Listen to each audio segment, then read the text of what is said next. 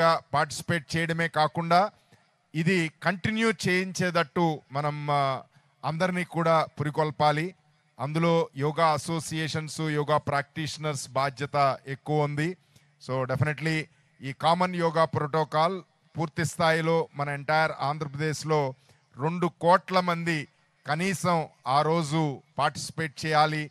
ఈ యోగాతో ఉన్న బెనిఫిట్స్ వాళ్ళందరికీ కూడా తెలియచేసేటట్టు మనం అందరం చేయాలి అని అసోసియేషన్స్ అందరికీ, యోగా ప్రాక్టీషనర్స్ అందరికీ కూడా విజ్ఞప్తి చేస్తూ పార్టిసిపేట్ చేయడమే కాకుండా ఇది కంటిన్యూ చేయించేటట్టు మనం అందరినీ కూడా పురికొల్పాలి. అందులో యోగా అసోసియేషన్స్, యోగా ప్రాక్టీషనర్స్ బాధ్యత ఎక్కువ ఉంది. సో డెఫినెట్లీ ఈ కామన్ యోగా ప్రోటోకాల్ పూర్తి స్థాయిలో మన ఎంటైర్ ఆంధ్రప్రదేశ్లో 2 కోట్ల మంది కనీసం ఆ రోజు పార్టిసిపేట్ చేయాలి. ఈ యోగాతో ఉన్న బెనిఫిట్స్ వాళ్ళందరికీ కూడా తెలియచేసేటట్టు మనం అందరం చేయాలి అని